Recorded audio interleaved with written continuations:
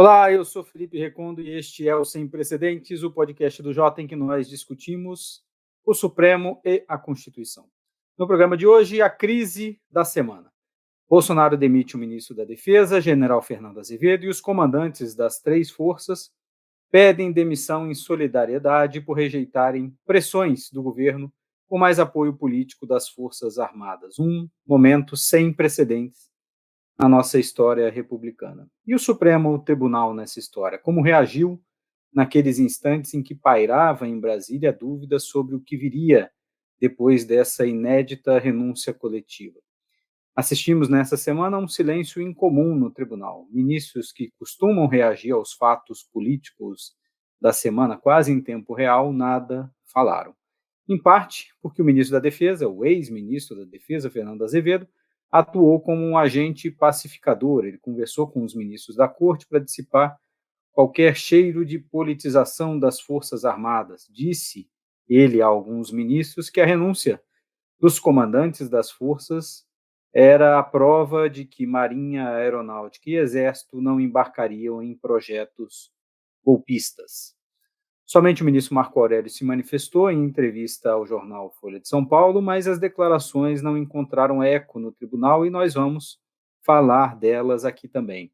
Nesta semana, no meio dessas trocas, o governo também mudou o comando da Advocacia Geral da União. Sai José Levi, nós vamos descrever os motivos, e retorna ao posto o ministro André Mendonça.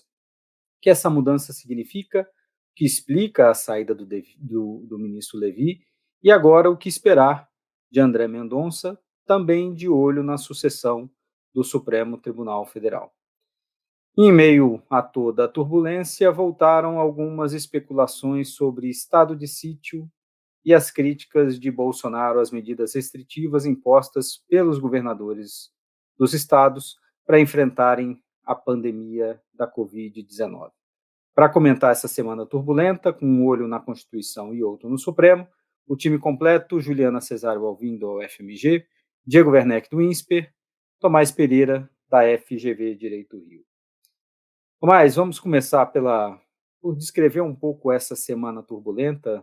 No meio de toda essa troca de comandos, saiu o ministro Fernando Azevedo, que tinha uma relação muito próxima com os ministros do Supremo, por ter sido ele assessor da presidência durante a gestão do ministro Toffoli. Ele era visto dentro do tribunal como um agente, como eu disse aqui na abertura, um agente pacificador.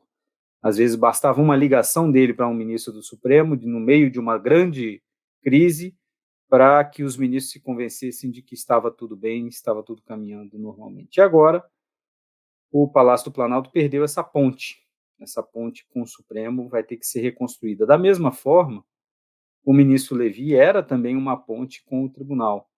Assim, me parece que o Supremo ficou um pouco isolado nesse momento, e eu queria te ouvir, Tomás, sobre esse silêncio do tribunal nesse momento de crise. A que se deve? Olá, oi Juliana, Diego, Recondo. Enfim, vamos falar sobre silêncio. Eu quero começar por onde você falou, né? Você falou que o Supremo ficou um pouco isolado. Eu acho que eu inverteria. Será que não foi a presidência que ficou um pouco isolada, né? Sem essas pontes com o Supremo, né? Porque, como você disse, por que é relevante? Por que é relevante o Supremo, o ministro do Supremo, terem boas relações com a AGU, terem boas relações com o ministro da Justiça, terem boas relações com o ministro da Defesa? É por motivos diferentes, né? Com o ministro da Defesa, no nosso contexto, com frequência, tem a ver com o fato da gente ter um presidente que fala em seus arroubos, às vezes, solta, né, declarações, no mínimo, preocupantes. Um presidente que, no meio de uma entrevista, né, casual, falando com repórteres da porta de algum lugar, fala em estado de sítio, fala em estado de defesa, fala que, enfim, fala coisas que são preocupantes para todo mundo. Esses telefonemas, às vezes, são importantes. Os ministros querem saber se tem risco não, ou mesmo disso ou não, né? A gente inclusive, ouviu isso na semana anterior, né, quando isso aconteceu, né? O presidente Fux preocupado com saber se isso era algo preocupante de verdade ou não. Com relação ao AGU e o Ministério da Justiça, mas vamos falar do AGU especificamente, essa é uma ponte que, se você for pensar, interessa muito mais ao governo do que ao Supremo. Porque quem quer ganhar no Supremo é o governo, né? E ter um advogado que é ouvido, que é respeitado, que por conversar, por ter uma boa relação com o Supremo, consegue entender quais são os argumentos que vão ser ouvidos, é algo que é importante para o presidente, né? Para a presidência, para o governo.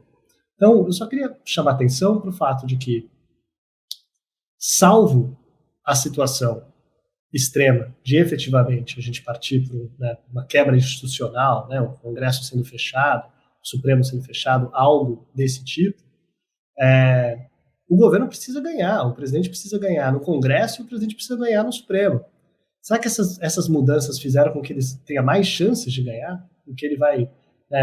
será que mostrar que, né, um Ministério da Defesa que tranquiliza sobre a estabilidade institucional é algo que provavelmente deixaria os ministros mais tranquilos, né? E nas suas posições, o Supremo mais tranquilo ao ter que decidir sobre limites de poder dessa presidência. Mesma coisa em relação à AGU, né? Você ter um presidente... se o presidente precisa ter um AGU que é ouvido no Supremo porque essas decisões são decisões que o afetam. Mas, voltando a isso, por que os ministros ficaram em silêncio? Ninguém sabe. É interessante a gente pensar que isso deveria ser o normal, né? Então, é surpreendente porque eles normalmente não ficam, né? Uma situação normal, assim, eles não falaram porque que o ministro Supremo tem que falar sobre a mudança no Ministério da Defesa, né? Não é exatamente a área que eles tenham que comentar mesmo, muito menos comentar assim, né, a quente na notícia no dia seguinte. Mas dado que eles não comentaram, pode ser simplesmente que as pessoas estavam todas tentando identificar o que ia acontecer, né? Tinha gente achando que aquilo era um sinal, como você disse, de futura radicalização, de tentar fazer com que o exército fique mais próximo e seja mais deferente aos desejos e aos pedidos pessoais do presidente da República e o apoio politicamente de maneira mais expressa. Tem gente que achava que isso mostrava que, na verdade, o presidente não conseguia isso e não vai conseguir, que essa troca não vai dar a ele o que ele não estava conseguindo mesmo. A gente tem uma vantagem, né, Tomás? A gente está gravando isso na sexta-feira, depois de as coisas se desenrolarem um pouco. A gente ainda vai ter informações sobre o que aconteceu e tal, mas num primeiro momento, os fatos pareciam mostrar algo. No dia seguinte, com a renúncia dos comandantes das forças, a leitura já mudou. Depois a gente sabe que o general Fernando conversou com os ministros do Supremo e disse, olha, o que está acontecendo é o oposto do que algumas pessoas possam estar pensando, de que o presidente buscaria apoio nas Forças Armadas para qualquer coisa estapafúrdia. E o general Fernando dizendo para o Supremo que não, a prova é o contrário, de que as Forças Armadas não querem de forma alguma politização na sua atuação. Então, a gente foi vendo ao longo dessa semana uma mudança, e eu concordo com você que alguns ministros estavam tateando. Acho que tem um fato objetivo também, que essa semana não houve sessão do Supremo. Os ministros estavam desmobilizados, houve sessão só da segunda turma na terça-feira, mas não teve sessão do plenário nem na quarta nem na quinta, o tribunal estava de recesso. Então isso pode ter interferido de alguma forma, apenas o ministro Fux saiu como presidente do tribunal para demonstrar sua confiança de que esse era um movimento natural e de que não haveria maiores consequências. Mas a gente ainda vai assistir, talvez a gente espere alguns dias para que haja alguma manifestação. Mas eu queria exatamente ouvir a Juliana sobre isso, sobre um ponto que você mencionou, Tomás. Será que era de se esperar mesmo que o Supremo, os ministros do Supremo falassem sobre isso? Olá, Recondo, Diego, Tomás. Esse é um ponto que a gente volta e meia retorna, né? Que é essa questão sobre quando e se os ministros deveriam se manifestar. Como você colocou, esse silêncio, ele é um silêncio relativo, né? Comparado a outros momentos em que o Supremo foi muito mais vocal, e aí também a gente retorna àquela discussão sobre qual é o papel do presidente do Supremo, né? Se numa circunstância que parece ou né, muito grave, como naquela circunstância específica, seria o papel do ministro do Supremo, do ministro presidente, se colocar institucionalmente. Acho que essa é uma questão. E a outra, especificamente com relação ao comportamento dos ministros do Supremo, surpreende talvez o silêncio de ministros que tradicionalmente são muito vocais, né, que recorrem muito à imprensa para se manifestar sobre fatos do tribunal e fatos externos ao tribunal. E aqui acho que chamaria atenção principalmente o silêncio do ministro Gilmar Mendes e, de certa maneira, do ministro Barroso, embora tenha feito algumas manifestações no Twitter, mas não específicas sobre esse episódio. Então, eu acho que é mais por contraste que a gente sente esse silêncio do Supremo nesse momento. Eu queria só acrescentar acrescentar um ponto que, como o Felipe observou no texto dele sobre essa conjuntura, que, na verdade, o ministro Marco Aurélio se manifestou, né, sobre a conjuntura. E, no entanto, a gente fala de silêncio do Supremo. Acho que, como o Felipe colocou, a manifestação do ministro Marco Aurélio não teve eco no tribunal. Acho que, em parte, o fato da gente naturalizar, né, que não é o parâmetro, o fato do ministro Marco Aurélio ter se manifestado, é também um pouco um retrato da gente ter se acostumado a ele se manifestar sobre tudo, né? Se manifestar sobre tudo, e geralmente essas manifestações não terem muito eco, né, dentro e talvez fora do tribunal, na comunidade jurídica, mas eu acho que a própria imprensa se acostumou um pouco a ter manifestações do ministro Marco Aurélio sobre praticamente qualquer tema sobre o qual você queira ter uma opinião dele. Então, só para registrar, houve né, ele deu uma entrevista essa semana, né, falou sobre alguns temas da conjuntura, e é interessante também, como um padrão do que a gente se acostuma ver como Supremo, que isso seja descontado, a importância dessa manifestação seja descontada dessa forma.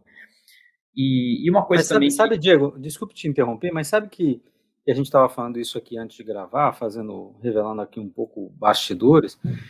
Eu realmente acho que o fato de o ministro, nesse caso específico, o fato de as declarações do ministro Marco Aurélio não fazerem eco, apesar de terem sido repercutidas pela imprensa, é porque, de fato, ninguém sabia exatamente ainda o que estava acontecendo. E talvez tenham compreendido que o ministro Marco Aurélio falava também sem ainda saber o que de realidade havia, mais em cima do seu pensamento, de uma opinião pessoal, digamos assim, sem informação vinda do governo, do que qualquer coisa. Então, se fosse o presidente, depois de uma audiência no Palácio do Planalto, saísse e desse uma entrevista, a gente poderia entender aquilo como algo institucional, algo em cima de algo concreto. Quando o ministro Marco Aurélio falou, ainda era em cima de uma fotografia, de um momento, e o momento continuava, né? Esse movimento continuava, e parecia que não tinha ainda um pé muito fincado na realidade. Então, acho que esse pode ser um dos motivos também. E olha, Felipe, se a sua leitura está correta, me parece uma boa notícia, porque não é óbvio que o Supremo é um tribunal cujos integrantes reconhecem que não sabem o que está acontecendo e que, por isso, é melhor não falar nada. Acho que isso já é um avanço. Acho que se a gente pudesse imaginar qual seria o viés típico, né, de vários ministros do Supremo, não é o de arredondar para menos o que se sabe sobre a conjuntura política, mas de que imaginar que se entende perfeitamente o que está acontecendo, né? Como se o notável saber jurídico e as conexões que eles certamente construíram para chegar naquela posição se traduzisse numa leitura privilegiada do cenário político, da conjuntura política. Eu acho que, então, se você tem razão nessa leitura, é uma leitura que faz bastante sentido, me parece uma boa notícia, né? Ministros que esperaram para ver exatamente o que estava acontecendo, no mínimo, né, o dia seguinte, para então decidir se pronunciavam ou não, e não assumiram que já entendiam exatamente com as informações que tinham, que diabos estava acontecendo no país naquele dia. Mas sobre isso, eu acho que... Então vamos... separando o fato de que a gente é crítico, em geral, aos ministros falarem tanto quanto os falam, não deveriam falar sobre muitas coisas que falam, mas tudo bem, vamos considerar como um fato da realidade que eles falam. Se a gente pensar sobre como eles falam sobre coisas diferentes e sobre a relevância de ouvi-los, já que eles falam sobre essas coisas, né, para quem quer entender a realidade, varia muito. Então, os ministros às vezes são chamados a falar sobre a conjuntura política nacional. Com frequência, a gente deveria se perguntar se eles são pessoas que, de fato, são bons analistas de conjuntura política nacional. Talvez eles não sejam, talvez alguns sejam melhores que outros, talvez alguns tenham mais informação que outros, então, talvez possam falar porque eles sabem coisas que nós não sabemos. Mas a pergunta é, será que eles são bons analistas de conjuntura? para isso que a gente ouve eles, é um tipo de pergunta. Eu diria que, em geral, eu não acho que são os melhores. Mas a gente pode querer ouvir a opinião deles sobre a conjuntura? Varia. Não, varia. Mas o que eu ia falar é, mas deixando de lado, mas pode ser interessante, mesmo que não seja uma boa opinião sobre a conjuntura objetivamente, pode ser interessante para a gente entender o Supremo, saber qual é a opinião que o Supremo tem da conjuntura, mesmo que ela seja errada. Né? Então o Supremo pode achar que estamos à beira de uma crise, o Supremo pode achar que está tudo normal. Ouvir o Supremo para saber se a gente está tudo normal à beira de uma crise é um tipo de escuta. Outra coisa é tentar entender o que o Supremo acha, para a gente entender que, dado que ele acha que está tudo normal, ou dado que ele acha que está à beira de uma crise, a gente pode imaginar que o tribunal vai se comportar de uma maneira diferente, outro tipo de coisa. Isso é o Supremo sobre a conjuntura. Outra coisa é o Supremo quando ele fala sobre o Supremo, sobre suas próprias decisões, sobre decisões futuras que vão ser dadas. Porque a entrevista do Marco Aurélio também fala disso, fala das decisões sobre o Lula, das duas, né, da suspeição do Moro, da incompetência determinada pelo Fachin, fala disso também. E daí também a gente pensar, para que a gente ouve o ministro sobre isso? De novo, eles talvez ouvissem falar, especialmente não deveriam falar sobre casos que vão ser julgados por eles no futuro, certamente não deveriam falar, mas já que eles estão falando, uma coisa é a gente ouvir como indicativo sobre como aquele ministro que está falando vai decidir. E eu acho que na entrevista do Marco Aurélio, por exemplo, tem vários sinais da opinião que ele tem sobre essas questões, que envolvem, por exemplo, a decisão do ministro Moro, e que a gente vai ter que falar sobre isso nas próximas semanas, quando o caso for para o plenário. Outra coisa é se eles são bons analistas, se não necessariamente da conjuntura política nacional, do próprio Supremo.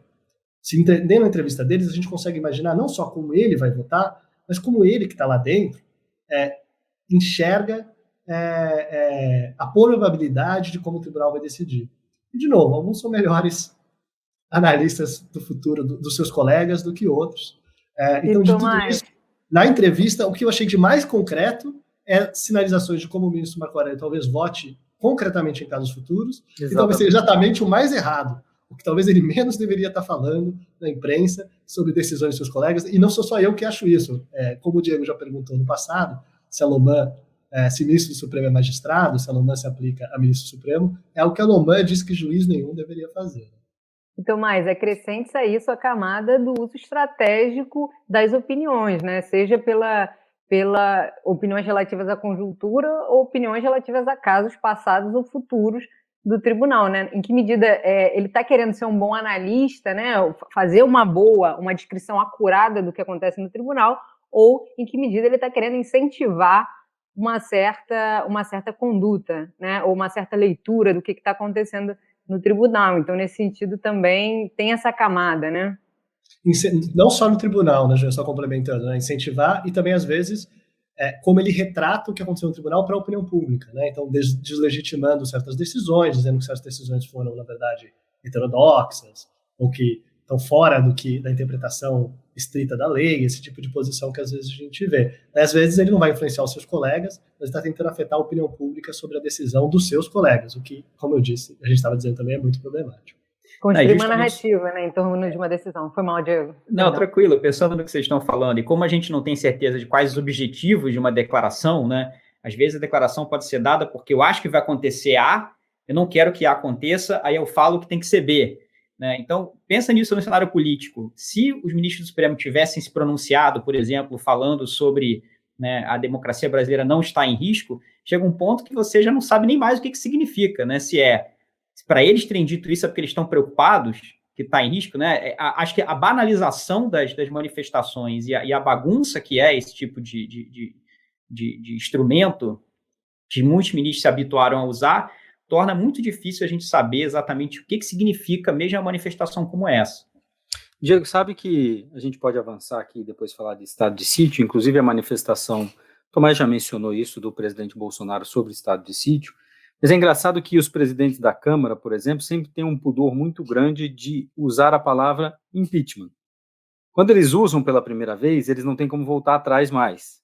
Então a gente viu o presidente Rodrigo Maia, ex-presidente agora Rodrigo Maia, resistindo muito a falar sobre isso. Da mesma forma, durante o governo Dilma, uma resistência muito grande a se pronunciar sobre isso, porque a partir do momento que ele fala pela primeira vez, ele vai ser cobrado e vai ser chamado a falar sobre isso o tempo todo. E numa das declarações do ministro Fux, na verdade não foi uma declaração, mas uma manifestação passada para a imprensa, ele diz que está acompanhando a situação, mas não vê nenhum risco de ruptura.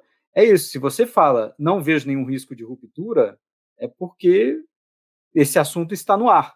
Da mesma forma, e aqui eu queria iniciar essa discussão com vocês sobre estado de sítio, quando o presidente, na entrevista, diz: não, eu não posso fazer estado de sítio, eu não posso decretar estado de sítio, quem decreta é o Congresso Nacional, como se isso estivesse em jogo, como se isso estivesse na mira, como se fosse uma coisa assim, não, ali em maio a gente vai discutir estado de sítio. Isso está completamente fora da realidade, mas foi colocado pelo próprio presidente, né, e também pelo PGR, a Juliana lembrou isso quando a gente estava começando aqui, antes de gravar, pelo PGR quando fala em estado de defesa.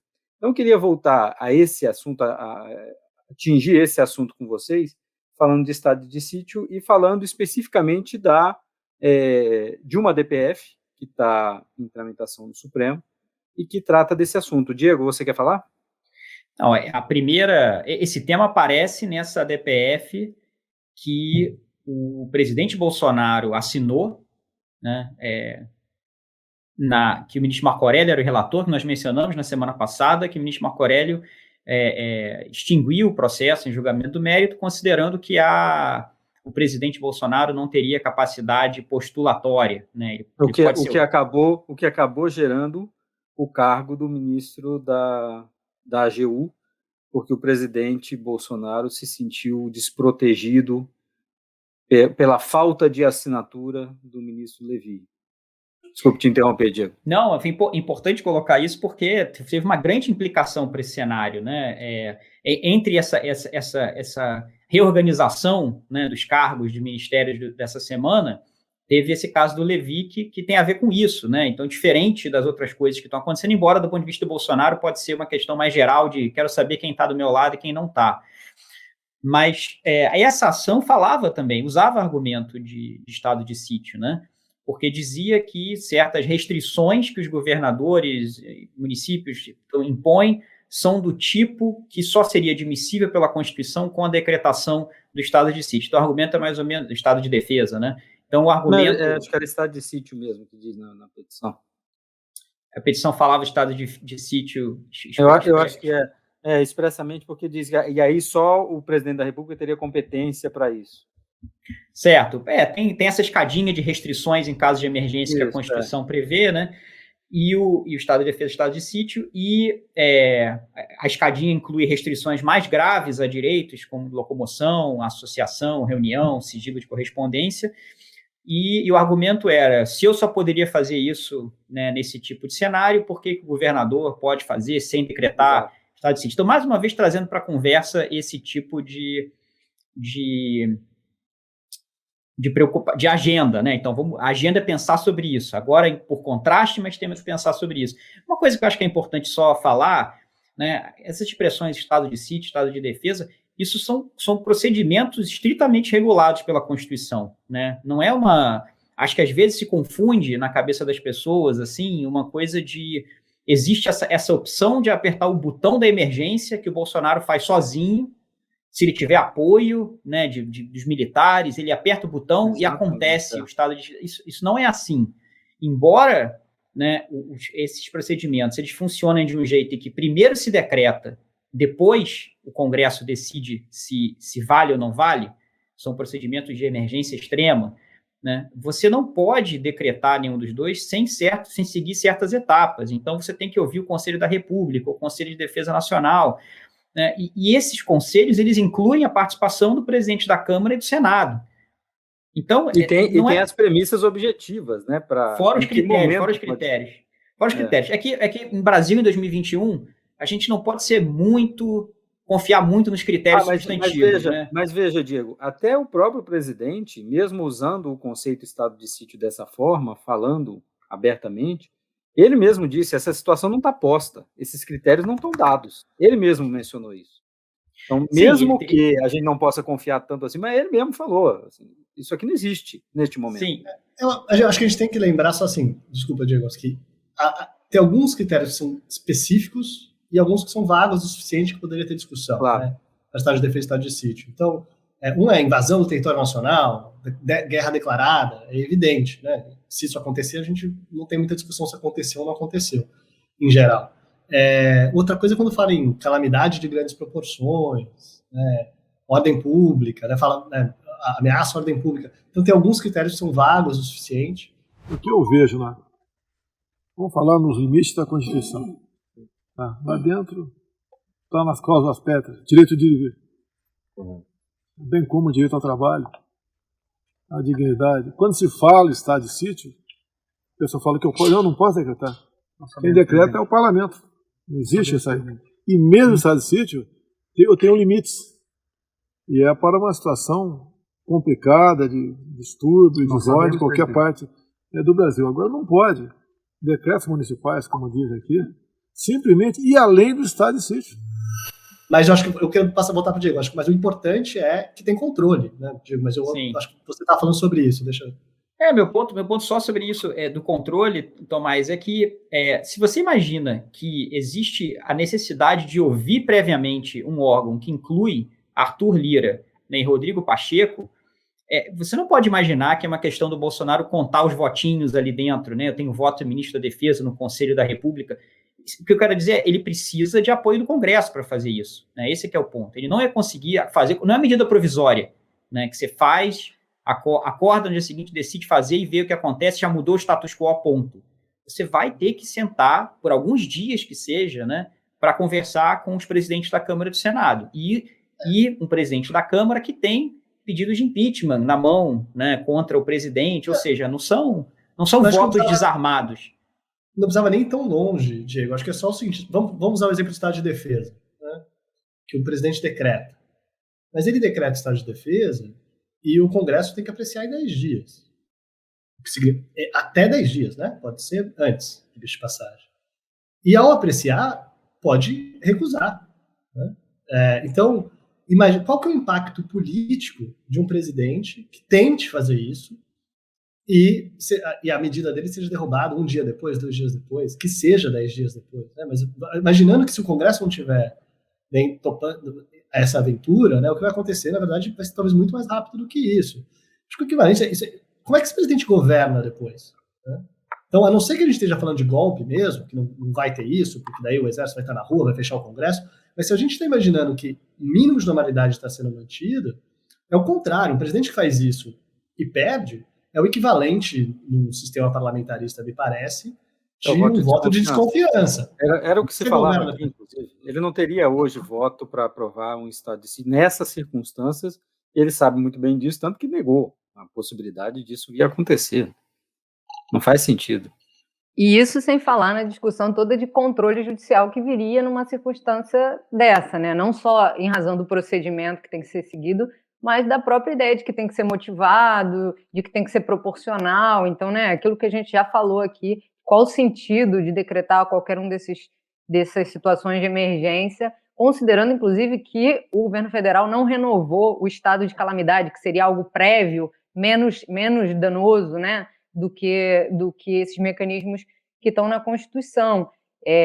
O Diego falou, né, de botão de emergência, acho que também uma imagem possível para esses mecanismos é de saída de emergência, né? A gente pensar naquela saída de emergência do avião ou do ônibus, que é claro que você pode usar, mas você não deve usar nunca, até porque se você usar aquilo, a estrutura do negócio fica abalada e funcionamento normal não vai rolar, né? Então é excepcional, acho que nesse nível, mas a gente vê que o presidente ele faz um pouco esse jogo duplo, como vocês mencionaram, de nomear, né? E aí dessa maneira assim, colocar no mundo essa ideia, né?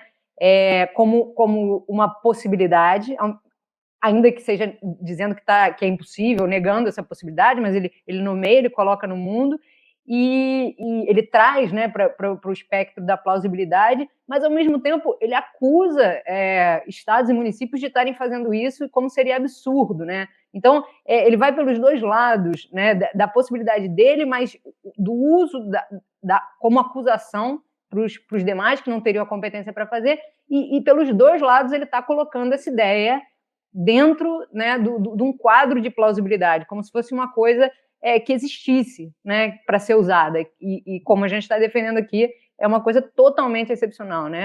É o freio de emergência, é a saída de emergência da Constituição, né? Excepcional e desnecessária. Tem essa curiosidade, excepcional e desnecessária, né? não para qualquer medida restritiva que esteja na mesa, caso que estejam sendo utilizados, que precise ser utilizado, olhando inclusive o que outros países fizeram, o presidente não precisa de estado de sítio e estado de defesa. A autorização do Congresso para medidas emergenciais durante a pandemia é mais do que suficiente. Né? E a peculiaridade é que ele não quer fazer isso. Ele quer o contrário. Ele está dizendo, não é um presidente que gostaria de poder restringir o funcionamento normal de certas práticas para combater. É um presidente que tem um discurso e uma postura contrária a essas restrições. Então faria menos sentido ainda. E por que, de novo, por que não é necessário? Porque o tipo de limitação, né, tipo sigilo de correspondência, né, ou completa proibição, né, de liberdade de reunião, não são coisas que estão em jogo nesse momento. Ninguém está proibindo completamente a liberdade de reunião. O que a gente está regulando é funcionamento de comércio, funcionamento de escolas, né, numa situação de crise normal, e a gente tem medidas suficientes para isso. Então, acho que essa que é a peculiaridade que é estranho, né? Um presidente que fala que usa esse argumento para dizer que os outros não podem, ao mesmo tempo que parece que ele está ameaçando que ele vai fazer, mas vai fazer isso para quê? Ele vai pedir estado de defesa, estado de sítio para quê? Para restringir direitos se um presidente que diz que não deveriam estar sendo restringidos, que todo mundo deveria poder, aparentemente, viver suas vidas normalmente, sem máscaras, e está tudo bem, não faz sentido. Né? Eu acho que é muito mais, como a Júlia estava falando, uma demonstração de força, querer dizer que ele que pode, ele que manda, ele que é o chefe, né? Mas, ao mesmo tempo, mostra que não é tão bem assim, porque ele diz tudo isso, e em seguida as pessoas mostram, nem. Na verdade, você não pode, e você não seria capaz de fazer isso nesse momento se você tentasse. Só pontuando um direito que eu acho que concordo com a descrição geral que você fez, Tomás, mas tem um elemento aí que é um exemplo de uma restrição que o governo Bolsonaro tentou impor a direitos durante a pandemia, foi a tendência geral que você descreveu, eu concordo totalmente, mas tentou restringir a proteção a dados pessoais, a privacidade, né, com aquela tentativa de, sem critérios claros de limitação e controle, pedir que as companhias telefônicas passassem dados para os seus usuários para o IBGE, por exemplo, e restringir a responsabilização de servidores públicos por medidas tomadas durante a pandemia. Então, eu pensaria nesses dois leves contrapontos, embora com relação ao que está em jogo no estado de sítio, estado de defesa, esse tipo de direito, você tem razão, ele não tem querido fazer essas coisas até aqui. Não tem tentado. Se quis ou não, a gente não sabe, não tem tentado. Só lembrar, volta aquela discussão, essa mesma discussão que se teve do artigo 142 da Constituição, pode chamar as Forças Armadas, uma discussão meio etérea, meio vazia, mas que serve como balão de ensaio, aparentemente. E também lembrando, a Juliana falou de controle judicial do estado de sítio, os primeiros problemas do Supremo Tribunal Federal na República estão relacionados a estado de sítio. Os conflitos entre Supremo e governo Floriano Peixoto têm a ver com habeas corpus dados a pessoas, ou pedidos, né, por pessoas presas fora do estado de sítio durante o governo Floriano. É interessante ver que a gente volta de novo ao passado. Agora, eu queria falar com vocês sobre a DPF, aquela DPF 811. E foi uma das primeiras medidas, essa DPF é contra o fechamento dos templos religiosos em São Paulo, e foi uma das primeiras medidas do velho novo AGU, né? O André Mendonça, que foi AGU, foi para o Ministério da Justiça, agora volta para a AGU, um pedido urgente para que o Supremo tenha uma decisão sobre o assunto. Juliana, queria te ouvir sobre isso, porque depois eu acho que a gente vai ter que falar sobre essa ação e a relação dela também com a saída do ministro Marco Aurélio, porque André Mendonça é terrivelmente evangélico, e esse é um dos critérios do presidente Bolsonaro, ele mesmo mencionou isso, para a nomeação do substituto do ministro Marco Aurélio. Mas queria te ouvir primeiro sobre a ação, Juliana. Essa ação, ela trata de um tema que é caro, né, ao governo federal, a uma agenda não só de abertura, né, uma ação que está impugnando um decreto do Estado de São Paulo que prevê, entre outras coisas, a proibição de cultos coletivos, né, durante um certo período de tempo. E tem esse elemento, né, religioso, tem o elemento da obstrução, como a gente está falando, do exercício de certas liberdades, então da possibilidade de aglomerar, de estar junto, etc. E tem também o elemento que a gente não pode esquecer, né, que é do fato de ser um decreto do Estado de São Paulo, né, que existe também uma disputa política, narrativa aí sobre a pandemia com o governador de São Paulo, João Dória, e o presidente da República, Jair Bolsonaro. Então, tem vários elementos que transcendem, né, o caso específico.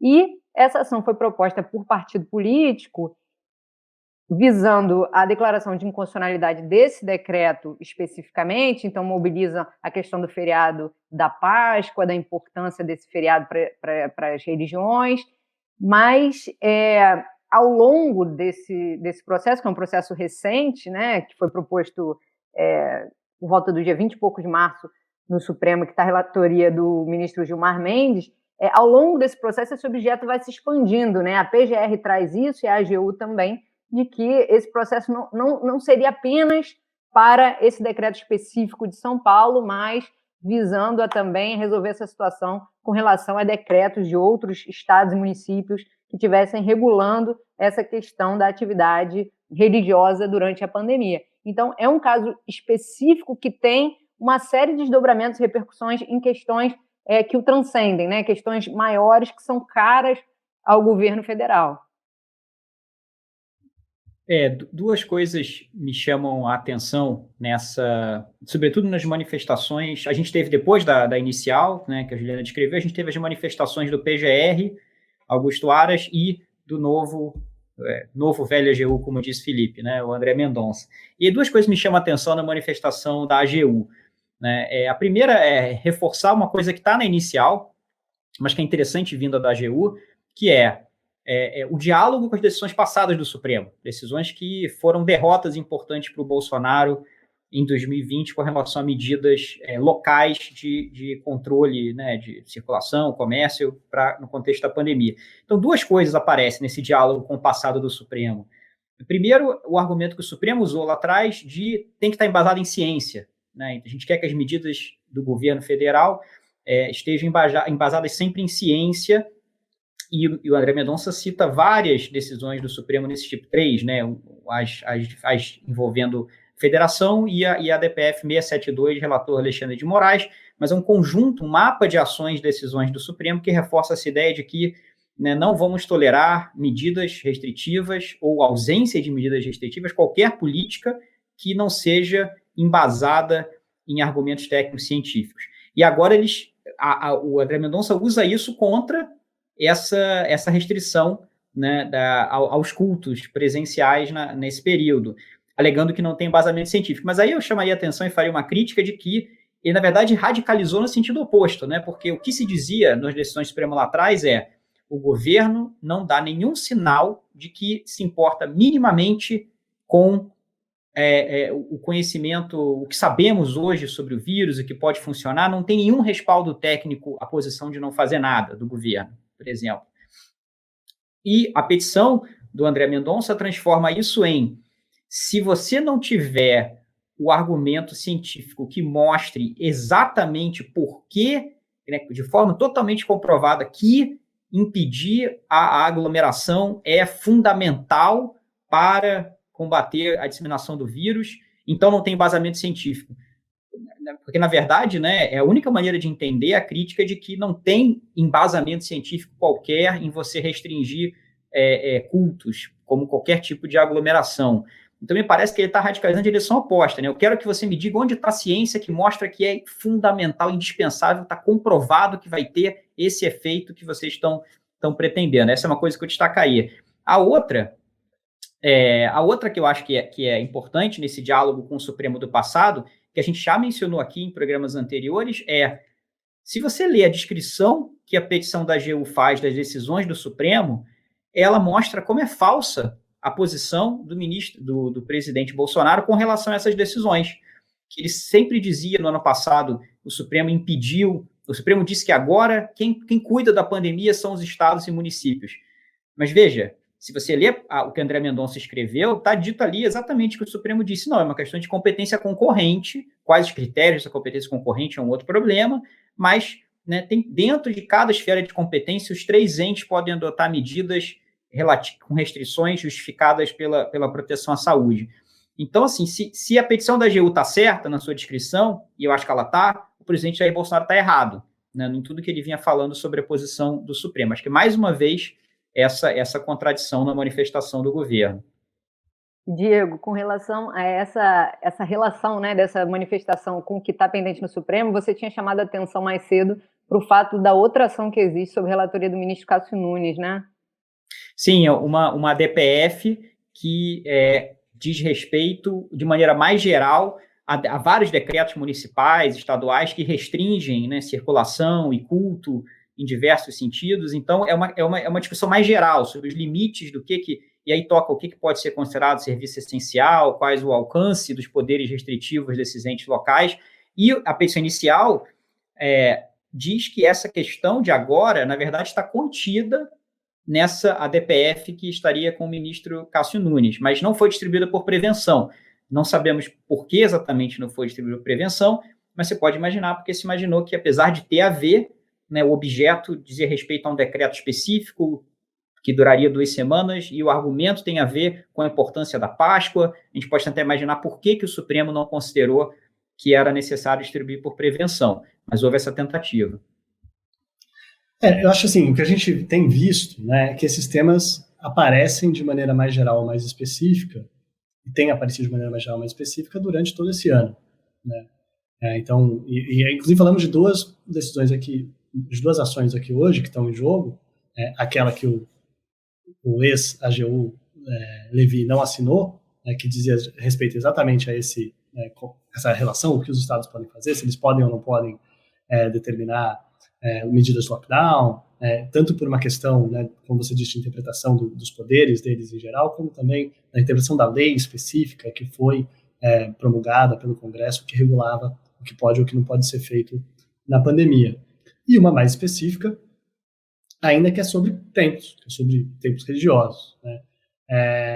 Inclusive, mas que já apareceu, só lembrando, esse tipo de conflito já apareceu desde o começo da pandemia, né? A gente falou sobre logo no começo da pandemia, teve uma lei que regulava serviços essenciais, e daí tinha um decreto do presidente, do presidente Bolsonaro, e ele passou um decreto dizendo que cultos eram serviço essencial, né? E tinha inclusive uma discussão, tem até um texto no Jota, né, na coluna do Supra, do Luiz Fernando Gomes Teves, que falava exatamente sobre isso, sobre se poderia fazer isso, se pudesse determinar que cultos religiosos são serviços essenciais no decreto, né, se isso não era algo que extrapolava os poderes do presidente em relação a isso. Mas, de qualquer maneira, isso agora aparece de uma maneira específica, e eu acho que, para além das discussões, né, específicas de por que isso aparece agora, né, do conflito específico com o Dória, do interesse do presidente em agradar uma certa base que tem de apoio que ele tem de vários líderes religiosos, a gente sabe disso, né? Foi importante para ele na campanha, é importante dele nessa participação. Inclusive, é nesse contexto que tem que ser lidas, né, tanto a manifestação da AGU como do PGR, né, que são em favor da liberação desses cultos, e é difícil separar isso de um contexto no qual o que a gente acompanha em termos de conjuntura é que tanto o Procurador-Geral da República, Aras, quanto o atual AGU, ex-AGU, ex-ministro da Justiça, de novo AGU, André Mendonça, são pessoas que têm um interesse e que estão na concorrência, pelo menos ao que corre em Brasília, para serem nomeados para a vaga do ministro Marco Aurélio quando ele se aposentar 5 de julho, como ele já anunciou. Então, é nesse contexto que isso aparece. Isso quer dizer que não é excepcional essa discussão. Isso aconteceu em outros lugares do mundo também. Isso aconteceu nos Estados Unidos. Tinha uma lei da Califórnia que regulava sobre isso. A Suprema Corte Americana teve que decidir sobre isso. Tinha uma lei de Nova York que também regulava sobre isso. A Suprema Corte dos Estados Unidos também decidiu sobre isso e decidiu de maneira diferente. Só queria chamar a atenção, para quem se interessa por esse tema, que tem 2 tipos de argumentos que são diferentes quando a gente está falando sobre isso. Um é se existe algo específico em relação ao culto religioso que dá a ele uma importância tão grande que o excepciona de certas restrições. Uma linha de defesa da possibilidade desses cultos se continuarem durante medidas de restrições que estão sendo aplicadas tem a ver com o culto em si. Outra é você discutir a razoabilidade da medida. Seja a razoabilidade da medida em si, né? Uma coisa é você fechar e proibir qualquer culto, outra coisa é você discutir se as casas religiosas têm que admitir apenas 25% da sua capacidade, ou se não pode ter cantoria, ou se todo mundo tem que usar máscara, né? São medidas diferentes, e inclusive medidas comparativas, que às vezes é um argumento de igualdade, né? Quando algumas coisas estão abertas e outras não, com frequência se discute, poxa, por que o culto não pode e pode o supermercado? E a gente via nessas decisões, inclusive, e eu acho que uma boa decisão que entre nesse mérito, ela vai ser uma decisão fina, que vai tentar mostrar por que o culto é diferente do supermercado. Porque o supermercado você entra e sai, não fala com ninguém, e compra algo e sai. O culto você fica lá por 1 hora ou mais, pode ter canto, você vai ter próximo das pessoas, dependendo de como for o tipo de celebração, talvez tenha contato físico, é outro tipo de situação. Tanto é que na época, por exemplo, nessas decisões, a discussão era essa: o culto é mais parecido com supermercado ou é mais parecido com cinema, mais parecido com show de música, né? A gente tentando pensar o que tem de concreto naquela prática social. De novo, que é diferente de a gente tentar dizer que tem algo de tão importante naquela prática social que as pessoas têm o direito de participarem dela, mesmo que isso gere risco para suas próprias saúdes e, por consequência, num contexto de pandemia, para a saúde da comunidade, né? Porque podem se tornar agentes de infecção de outras pessoas. Então, eu diria que uma visão boa sobre isso e argumentos bons sobre isso seriam argumentos que, de fato, tentassem discutir o mérito dessas restrições em detalhe. Mas no contexto que a gente está vendo hoje, a gente sabe que, na verdade, essas coisas se perdem e vira muito mais um conflito entre os interesses do presidente em agradar a sua base, os interesses, às vezes, de atores políticos que querem ser nomeados e que querem eventualmente passar por uma sabatina no Senado, em agradar certas pessoas que podem ser importantes para essa nomeação depois. E isso, de novo, é muito problemático, mas, voltando, o Supremo, de maneira geral, tem dado autoridade aos estados e municípios para regularem essas medidas, o poder para regular essas medidas, e a discussão sempre vai ser no concreto, vai ser a razoabilidade. Pode ser que uma medida específica de um município não faça sentido e de outro município faça sentido. É muito difícil o Supremo ser capaz de pacificar essa questão de maneira geral, a não ser que ele simplesmente, a decisão dele se torne uma nova regulação, uma regulação nacional da celebração de cultos na pandemia, com esse tipo de restrição específica, né? Qual é o grau de infecção para você poder proibir ou não poder proibir, qual é a taxa de ocupação que pode ser permitida, que tipo de prática pode ou não pode ser feita. E, de novo, esperar que o Supremo seja capaz de fazer isso não é nem a função dele, né? Essa é a função do legislativo, essa é a função do desenho de restrições específicas finas na regulação dessa área, como de outras áreas, como é para se pode supermercado, como é para se pode escola, como é para se pode ir à praia, né? A gente precisa pensar especificamente no que tem de concreto nisso tudo. Bom, é de se imaginar que o Supremo vai manter sua jurisprudência. A gente sabe, é um assunto extremamente delicado, né? Porque envolve direito de religião, de reunião também, mas infelizmente envolto numa disputa política. Gente, vamos para a nossa rodada final, para a gente eleger, tirando todos os fatos públicos e notórios e já debatidos, uma decisão, uma personagem ou um fato da semana. Eu começo pela Juliana. Juliana, o que você destacaria ao final? Eu chamaria atenção para a decisão da ministra Rosa Weber, que suspendeu o inquérito do STJ sobre a conduta de procuradores, né? Esse inquérito, ele surge nos moldes do inquérito do STF, né, das fake news, e está sujeito às mesmas críticas, né, que um órgão julgador está promovendo uma investigação, e ele vem a partir daquelas mensagens trocadas e descobertas, né, no âmbito da Operação Spoofing. Então, mensagens que fazem referências a condutas de ministros e membros do STJ. A Rosa Weber, como eu disse, ela suspendeu a tramitação desse inquérito até que seja analisada a questão pela turma. Diego, você agora, por favor. Eu chamaria atenção para o retorno, né, à imprensa da discussão sobre a PEC que criaria a figura do 12º ministro do Supremo, o PGR. O PGR seria reconfigurado para virar, né, um ministro do Supremo que ocupa esse cargo por um período temporário de tempo e depois se retorna ao Supremo, se junta ao Supremo. Nós falamos bastante disso aqui, né, numa discussão anterior. Diego, deixa eu te interromper por uma razão. Você sabe que essa PEC, eu vi a minuta da PEC. Sabia que a minuta não diz absolutamente nada sobre o que acontece com o PGR depois que abre uma vaga no tribunal? Ela a minuta é muito sintética. Ela simplesmente diz, ou pelo menos essa é a primeira redação, uma das primeiras redações, né?